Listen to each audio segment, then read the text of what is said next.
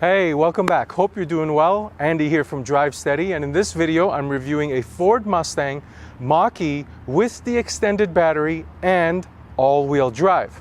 So listen up, I am a Shelby GT350 owner, which fundamentally makes me a Mustang owner. So when there were whispers Ford was going to make a Mustang SUV, I was genuinely curious to see what it would turn out like. But after it was released, I was scratching my head about the design and just the overall concept of putting a Mustang nameplate on an SUV and an EV at that. But now that I've been able to spend some time with this car, I'm going to share my thoughts in this review of the Ford Mustang Mach-E.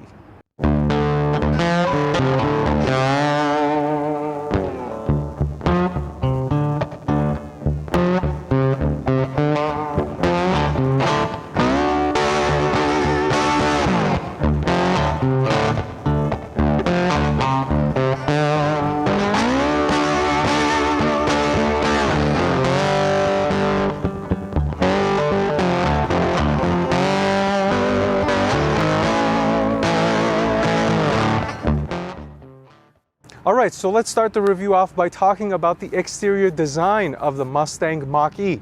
And one of the most important questions for me was, does it look like a Mustang in person? I think it does. It's as close to a Mustang they could make an SUV look. So if you consider that, I think they did a pretty good job. Now there are two angles that I think this Mach-E represents the Mustang the most. The first is in the front quarter panel view. When you're looking at it from a side angle, I think when the hood and the front quarter panel and the light area and the way the bumper swoops down does resemble a Mustang very closely. Now, the second area that I think represents it even better is the back quarter panel behind the rear wheels.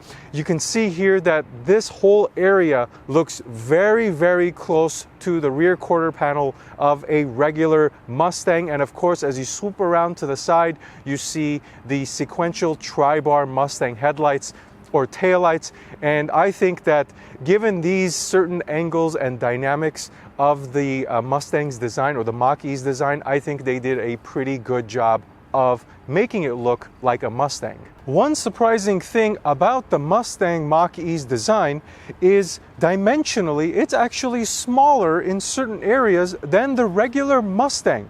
Well, obviously it's going to be a little taller than the Mustang, but when you look at the length and the width, it's actually shorter and narrower than the regular Mustang, which was really surprising.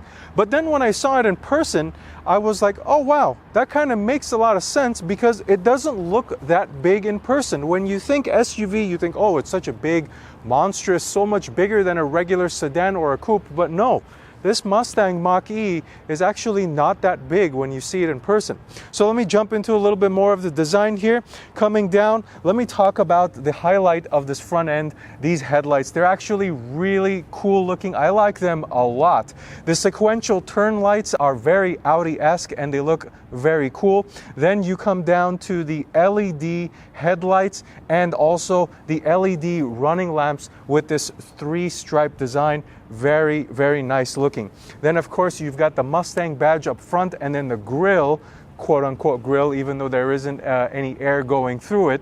It's got the similar Mustang shape that you see, and down here is where the air action or the functional air intake is happening. You see these louvers here, they're closed, but they do open up like you see here, and they allow in some cooling for this EV, electric vehicle Mustang Mach-E. So because this is an EV, there obviously isn't an engine underneath this hood, but the benefit of that is Ford is giving you an extra front storage compartment.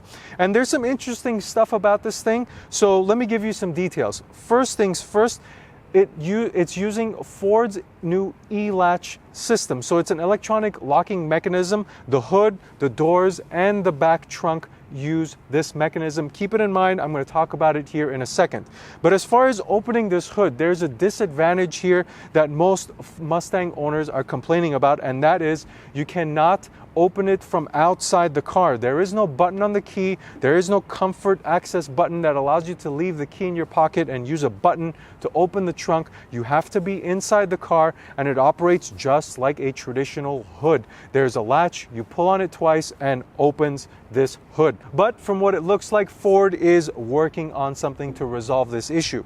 Now, once you open the hood, there's actually 4.8 cubic feet of space in here, and Ford puts a divider here for you.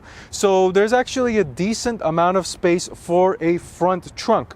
A cool thing about it is that it's drainable. You can see here down on the floor, there's a little drain hole that will seep water out. So that's clever thinking, and actually a really fun feature I hadn't seen in any other car.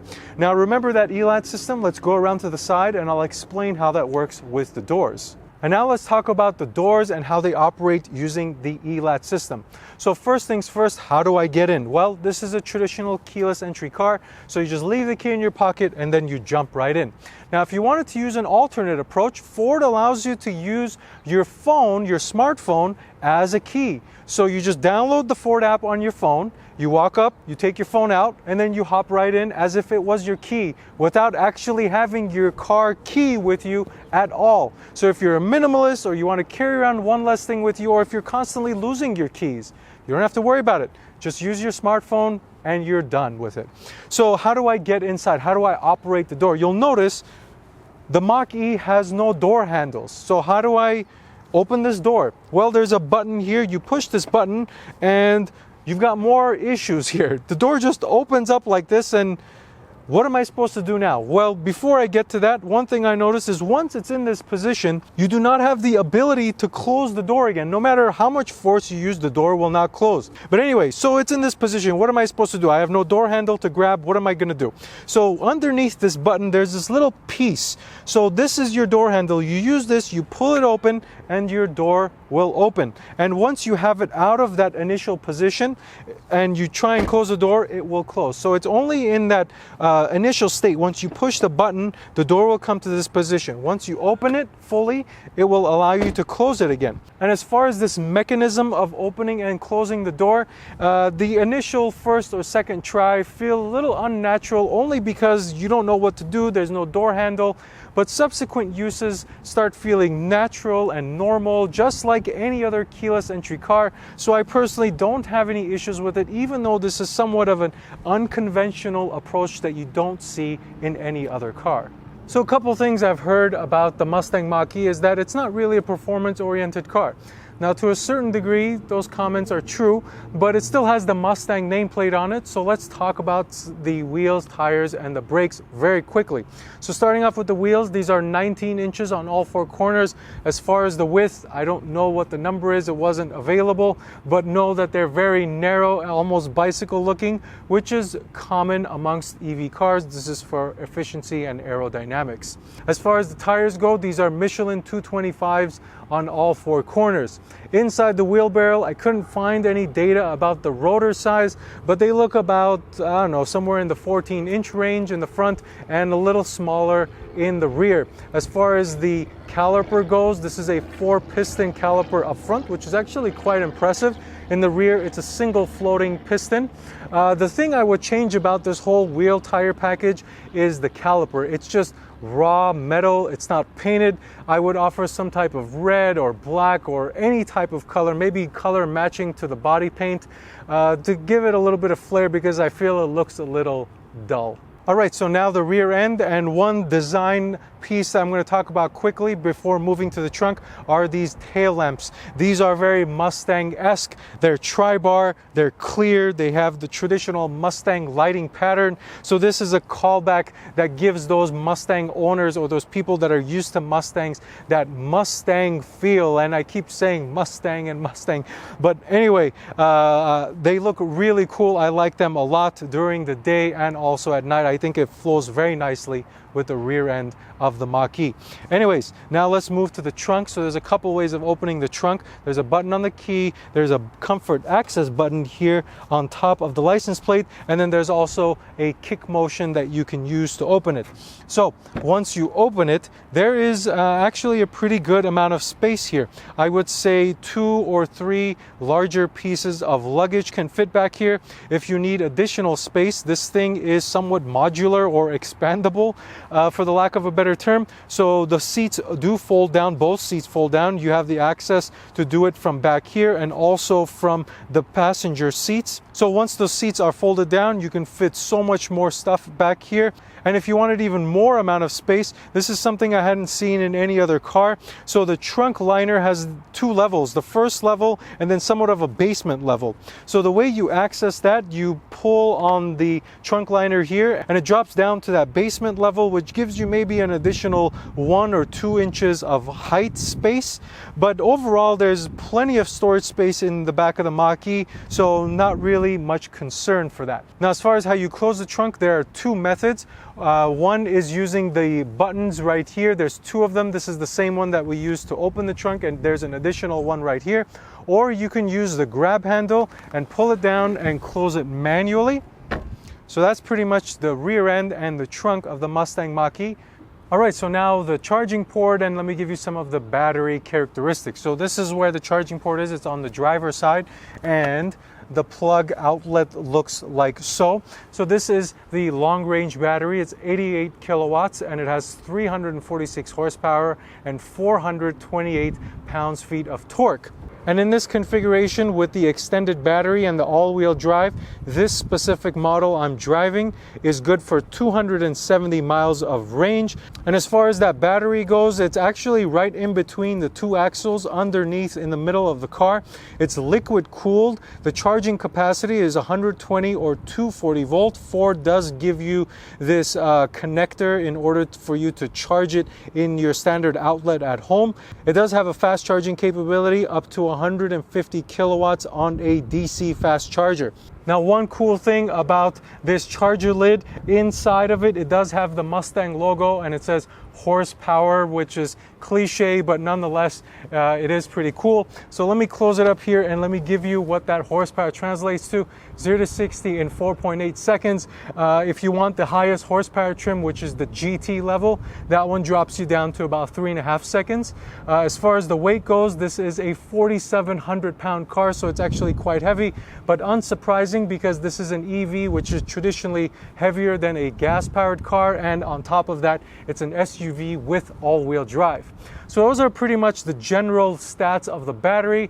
Now let's go inside and I'll show you what the interior looks like.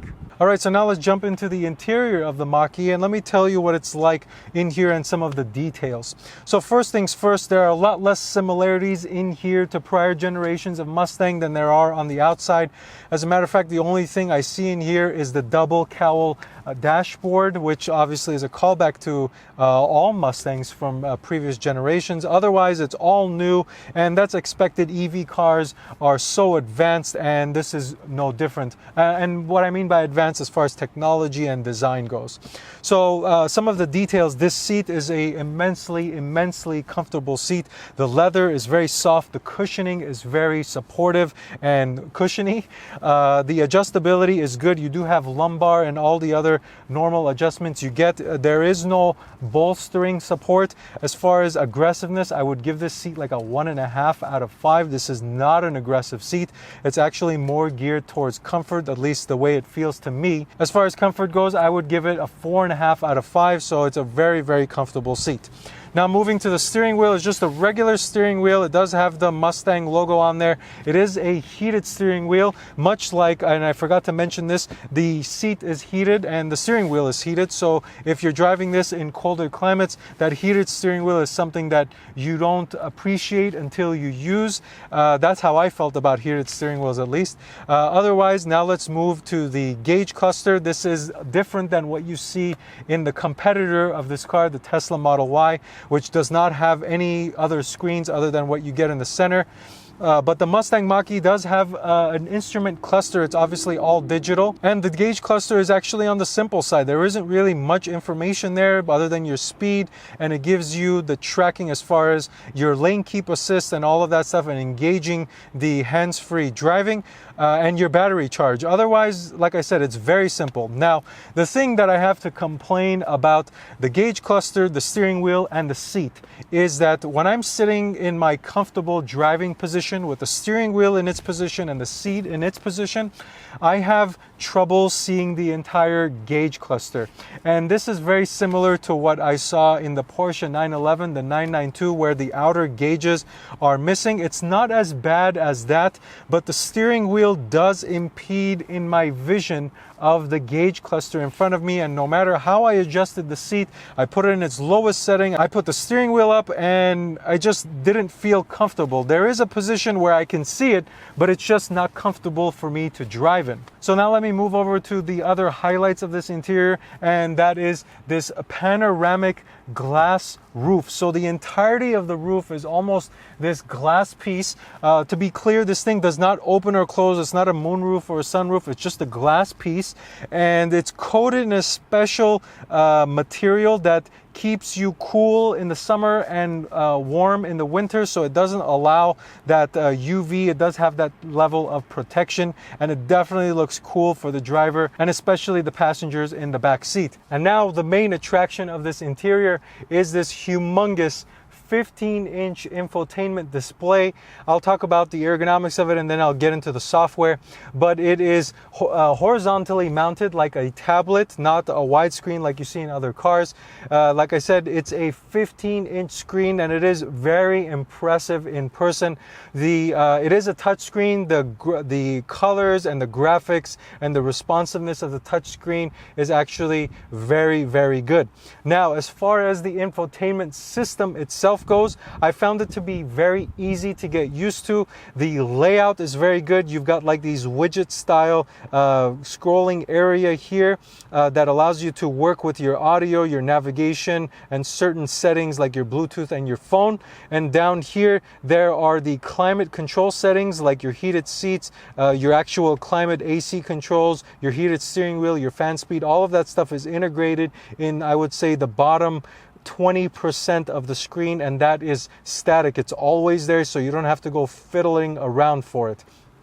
Now, as far as some of the other settings go, you do go into the upper left-hand corner with where the Mustang Mach-E logo is, and you come to this controls and settings menu. So you've got the drive modes here: engage, whisper, and unbridled.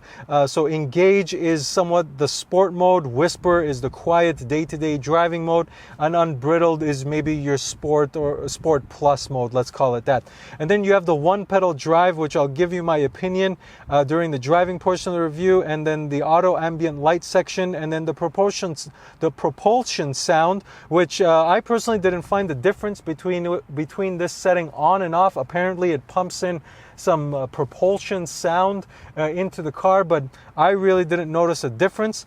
Otherwise, then you go into the settings menu, and there's a very deep settings menu here that you can scroll through. The system, there's system updates, connectivity, clock, display. It allows you to configure the instrument cluster and the screen using dark mode, light mode, auto mode, which allows it to make a decision on its own. And then there's a calm screen setting, which you enable, and it basically kind of turns everything off and just gives you the time, the date, and your climate controls. Like I said, that's always static, which is good. And then you just tap on the screen and it comes right back to it. So this does have Apple CarPlay and Android Auto. So overall, the infotainment system is pretty good. I like the software. It's easy to use, easy to get used to. The screen itself is very impressive, very large, very crisp display. The graphics are good, and the overall interaction with it is good, and it also looks very good as well. So now let me move to some of the other highlights on this interior. There's a wireless charging station right underneath the screen, which has two levels, one top level here with the charger, and then a bottom level here that allows you to store more stuff. And then you have a gear shifter here that looks very close to the Shelby GT500 that I drove, and probably a lot of other Ford products that I haven't been in yet. But it's a very simple turning motion. You turn it all the way to the right, that puts you in drive. One click to the left, neutral, then one more click, reverse, and finally park. And finally, the theme of storage up front. The center armrest is a floating armrest, so you lift it up and then you've got center storage here that is pretty adequate. I can see you fitting a pretty decent amount of stuff in here. You do have a 12-volt outlet as well. Now, that's the front. Let's go to the back and I'll show you what that's like. All right, so now the back seat of the Mustang Mach-E. And the first thing I noticed when I jump back here is the seats aren't as cushiony or as comfortable as the front seats. I don't know if that's just a placebo thing, but it definitely feels that way for me. As far as space goes, the legroom is actually very good. More than enough room for somebody my height or even taller than I am. I'm 5'10". As far as shoulder room goes, I would say it would be a squeeze for 3 people my size. 2 people would be more than enough. Headroom is actually very good as well. I don't feel like the roof is coming down on me, and would be more than enough for somebody taller than I am as well. And finally, this glass roof that extends all the way back here gives the passengers a nice flare or a highlight back here to look out of. So that's the interior. Now let's go ahead and move to the driving portion of the review. All right, so now the interior portion of the review, and as always, taking a look at the key. That's what it looks like right there. It's probably not focusing properly, but anyway, that is the Mustang key right there. Nothing to write home about. Now, the trim levels in the Mach-1. So there's the standard trim, there's the premium, which is this, there's the California edition, or California Route 1 or something like that is a California edition, and the Mustang GT or the GT edition. So that's 42,000, 47,000, 50,000, and I believe 59,000 in the order of the trims I just gave you.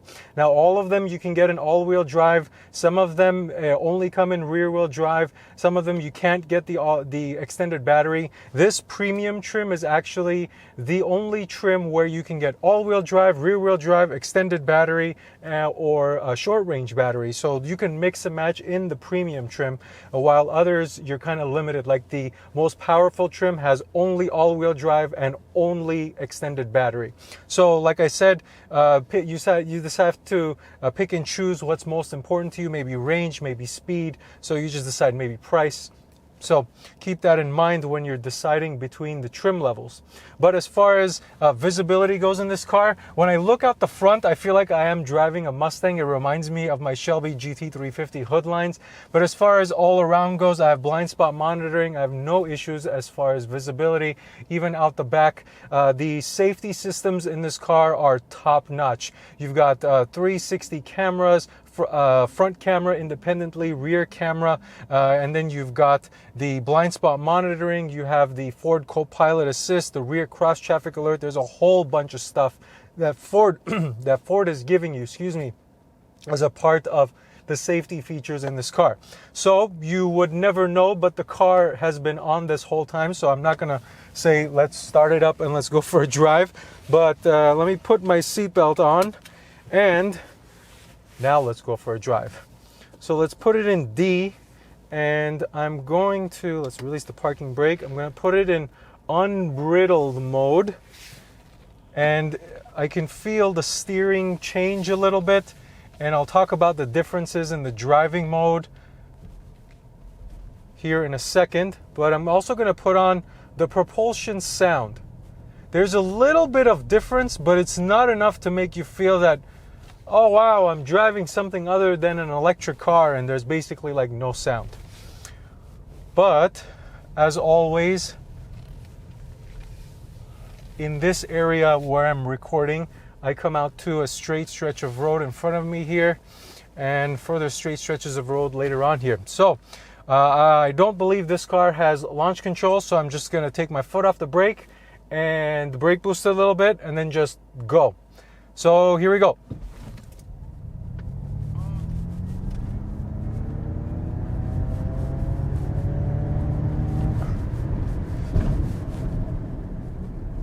pretty good, actually. It gives you that electric car feel, definitely that torque from zero feel, and you just fly when you mash the gas.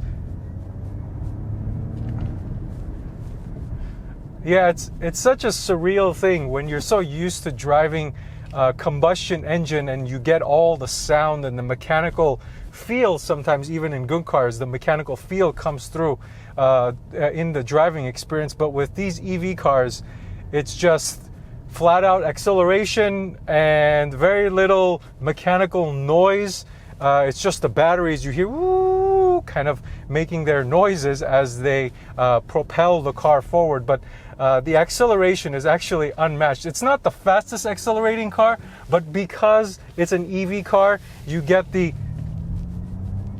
that feel. It's so interesting, these EV cars. Yeah, so about the speed, it's actually pretty quick. It's not a slow car. This is more than fast enough for the average driver. This is plenty fast enough. I was telling me I'm in a school zone, which I'm not. There are no school. I'm familiar with this area. There are no schools in this area. What are you talking about? But anyway, let me give you some more gas here. Yeah, it's definitely more than fast enough for the average person. I just want to try that propulsion sound. Let me turn it off.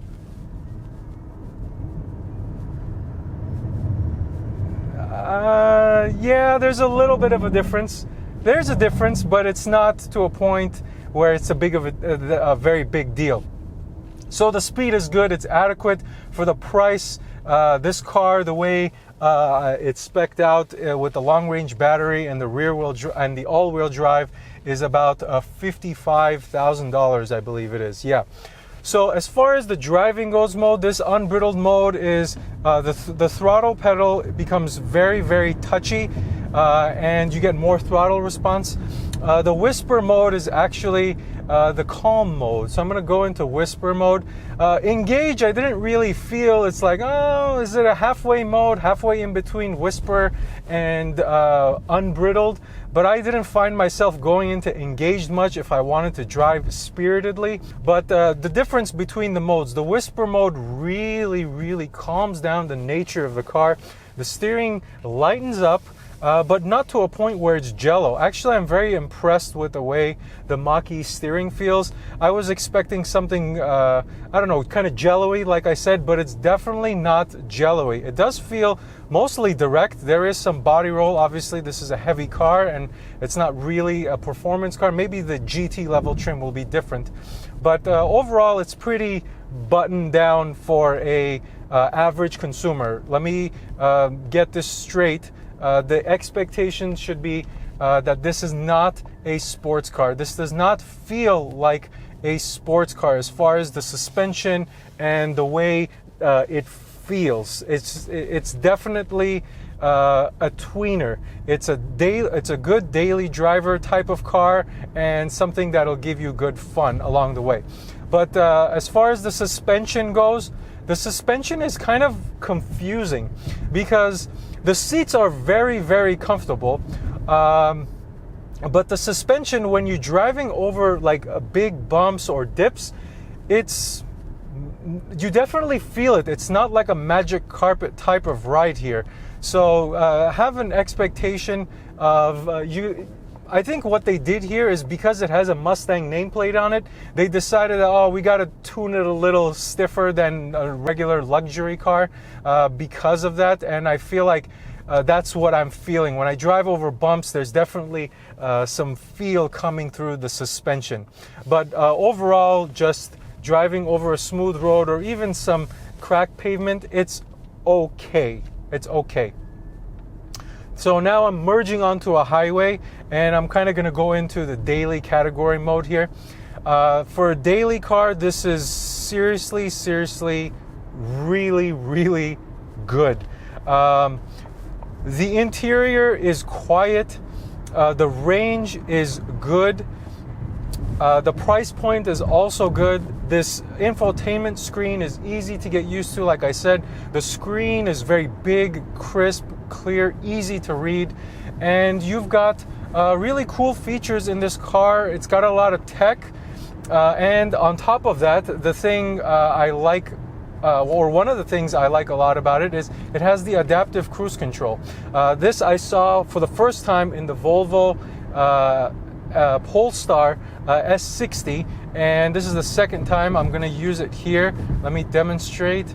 Lane keep assist on. All right, so I just turned it on. I was having a little bit of difficulty there, but I was able to turn it on, and my hands are off the wheel. I'm just kicking back. It does want me to keep my hands on the wheel every so often, much like that Volvo did, and much like some other cars do as well. But I can see that it got a little confused there as the on-ramp was coming on, and but now where it's got two clean lines that it can see, it works really well actually, and it's keeping me in my lane. I don't have to steer. It does brake. There's a car coming close to me now, slowing down, and it did automatically brake. So these are the things that make this car really, really good in a daily driving situation. So the speed is adequate, the price point is good. You do get a $7,500 credit for this car. The interior is very, very comfortable. It does give you that dual nature characteristic of a sporty oriented car and a daily driver. See, it just canceled because it got confused with the lanes merging here for a second. So I'm going to let this thing drive, but if I didn't answer any of your questions, please leave me a comment down below or send me a message on Instagram at DriveSteady. But thank you for watching this video. Until next time, drive steady.